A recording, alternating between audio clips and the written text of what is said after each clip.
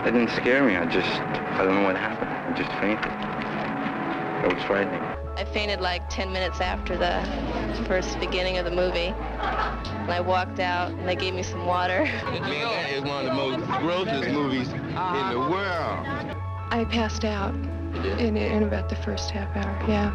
I can't even describe it. It's so horrible. I don't know why I waited 4 hours to see that. Welcome to the story of how a single movie literally made people lose their minds. We're talking fainting, vomiting, heart attacks, and even a guy who tried to physically fight the screen. This is the insane story of what happened when The Exorcist hit theaters in 1973. And picture this. It's December 26th, 1973. Richard Nixon is sweating through Watergate. The Vietnam War has left America traumatized, and people are lining up in the freezing cold for over 4 hours just to see a movie. Not Star Wars, not some beloved franchise, a horror film about a possessed 12-year-old girl. The Exorcist wasn't just a movie, it was a cultural phenomenon that broke people's brains. And the craziest part? The director didn't even consider it a horror film. Know that it is considered by a great many people as a horror film. I've never thought of it that way, and I didn't approach it that way.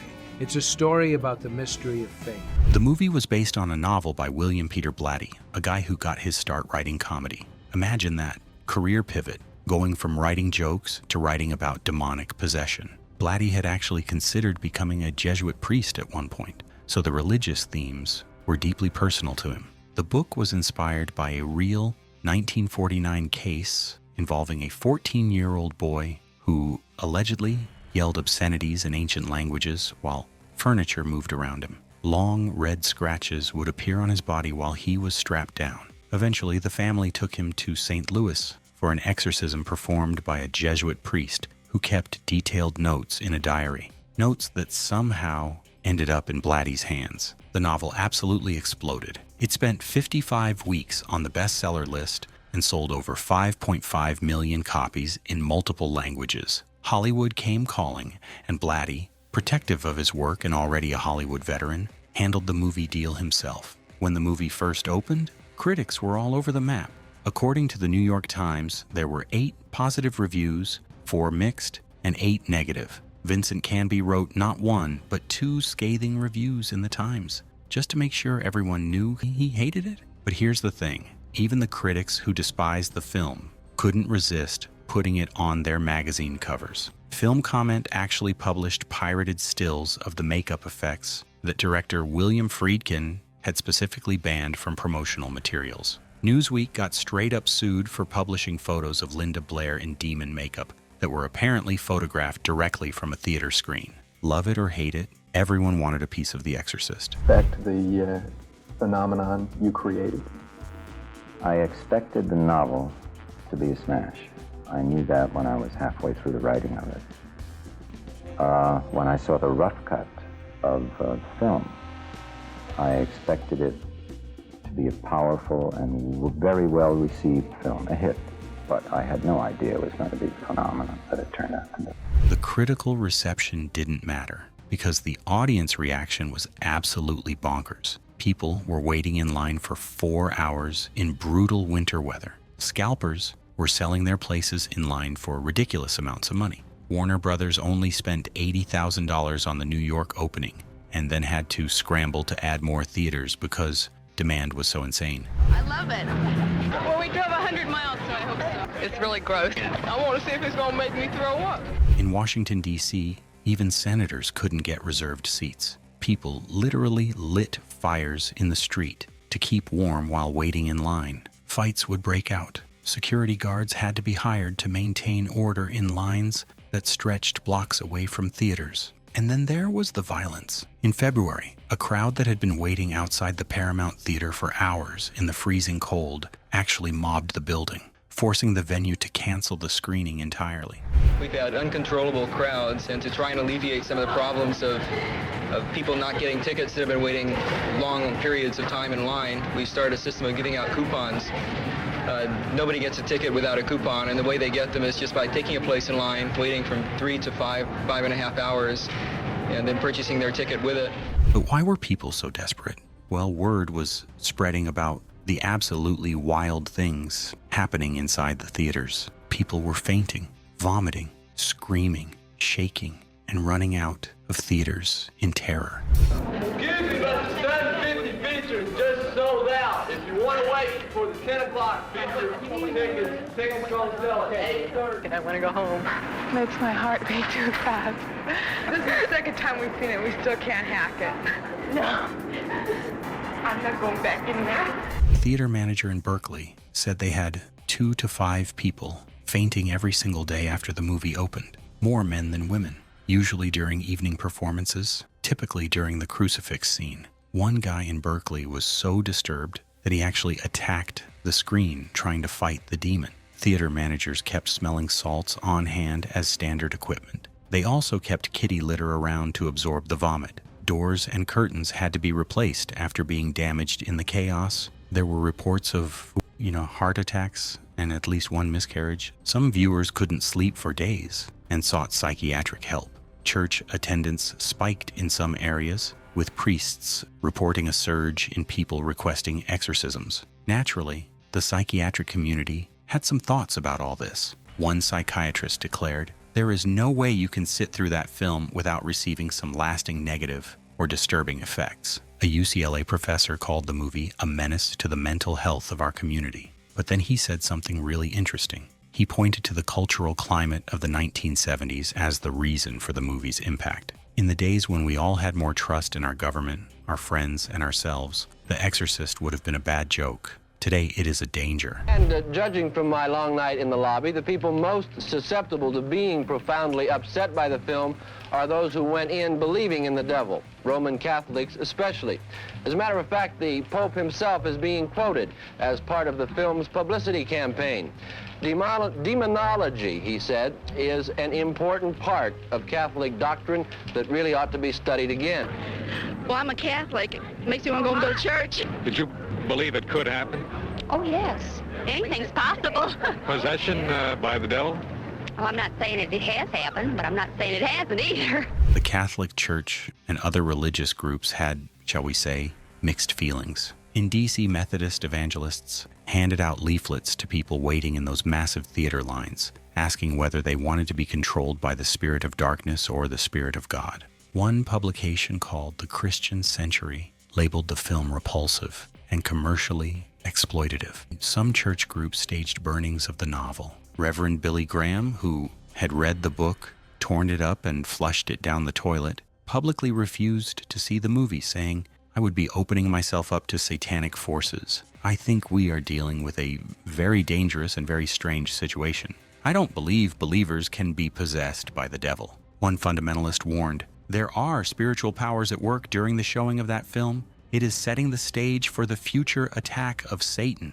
But not everyone in the church hated it. One Los Angeles priest said, "If it makes people think about the meaning of good and evil for an hour, it'll do more good than a lot of religious study programs." Some critics within the church were actually more upset about the fact that Catholic priests had worked as technical advisors on the film and even appeared in it, seeing this as an implied endorsement. Another source of outrage was the MPAA's decision to give the film an R rating instead of an X. At this point, the rating system was still relatively new, and many suspected Warner Brothers had pulled some political strings. MPAA head Jack Valenti denied this, noting the thematic importance of the profanity and the lack of overt sex or excessive violence. Many people felt an R rating wasn't strict enough. The district attorney's offices in Boston and Washington, D.C. imposed their own X ratings. The film was banned on TV and home video for 25 years in Great Britain. Interestingly, the Catholic Conference, usually stricter than the MPAA, gave it a relatively mild A4 rating, meaning it was intended for adults and was moral, but might offend some viewers. For his part, director William Friedkin was genuinely shocked by the extreme reactions. "I'm shocked that happened. I thought that people might be moved by the film. I never thought they would become hysterical or start screaming or fainting. That was never in my wildest imagination. I can't understand. I don't know what to say about that." He also noted that Warner Brothers didn't anticipate the chaos either, but fully supported his vision. They loved it, period. I never got any other reaction. Some of the people in the studio had similar reactions to people in the audience. They couldn't sleep. But no one ever asked me to change it. So what made The Exorcist so terrifying to audiences in 1973? First, remember that people couldn't just watch movies at home. No streaming, no home video, no internet clips or spoilers. If you wanted to see what everyone was talking about, you had to go to a theater and experience it yourself, blind. But the real answer lies in the cultural mindset of early 1970s America. Watergate had shattered trust in government. The Vietnam War had traumatized a generation and sparked the largest anti-war movement in U.S. history. The hippie movement that had promised peace and love ended with the Manson murders, twisting the counterculture into something dark and sinister. Conservative Americans saw the transformation of Regan, the all-American girl next door, into something obscene as an attack on the American dream itself. It personified anxieties about rebellious youth culture, destroying the nuclear family. In January 1973, less than a year before the film's release, Roe versus Wade secured the right to abortion, igniting a national conversation about sex and bodily autonomy. The infamous crucifix scene in the movie managed to terrify people on both sides of these cultural divides, some seeing it as a young girl being sexually perverted by evil, others seeing it as the church forcing its ideals onto a young woman. In November 1972, Pope Paul VI gave an address about evil and the devil, saying, "Evil is not merely a lack of something, but an effective agent, a living spiritual being, perverted and perverting." This inadvertently gave the movie free publicity by renewing interest in the idea of Satan. This kind of mass hysteria had actually happened before. In 1931, people ran screaming from theaters showing Frankenstein. Some theaters had ambulances standing by with smelling salts. A scene where the monster interacts with a young girl was so disturbing that it was cut from the American version. And parents demanded the film only play to adults. Sound familiar? Despite, or more likely because of, all the chaos, The Exorcist was a massive success. It took home 14% of the January 1974 box office and became the third highest grossing movie of the 1970s, behind only Jaws and Star Wars. The movie buzz drove book sales even higher, making the novel the second all-time best-selling paperback as of 1974. 3.5 million copies sold in just the first 5 weeks after the film's premiere. The Exorcist was nominated for 10 Oscars but only won 2, Best Sound Recording and Best Screenplay. Warner Brothers had expected more, and Blatty was furious, publicly slamming the Academy and blaming the losses on an alleged smear campaign. But The Exorcist's real legacy was bigger than awards. During the 1970s, making movies was getting more expensive, while theatrical attendance was declining. Studios responded by producing fewer films per year and marketing them heavily to broad audiences as must-see events, tentpole movies. The overwhelming success of The Exorcist, along with films like Jaws and The Godfather, proved that adapting pre-sold properties like for best-selling novels was a viable strategy. This marked the transition from the new Hollywood era of auteur-driven films to the blockbuster era of high-concept event movies. The Exorcist showed Hollywood that you could take a well-known book, adapt it with serious filmmaking talent, market it as a can't-miss experience, and watch the money roll in, even if people were literally running from theaters screaming. Looking back, it's wild to think about a single movie causing this level of societal disruption. People attacking screens, theaters keeping kitty litter on hand, senators unable to get seats, church groups burning books, psychiatrists warning about mental health dangers. The Exorcist tapped into something primal in 1970s America, a perfect storm of cultural anxiety, religious tension, political disillusionment, and technological limitation that created the ideal conditions for mass hysteria. It proved that horror, when done right and released at the right cultural moment, could be more than just entertainment. It could become a genuine phenomenon that forces society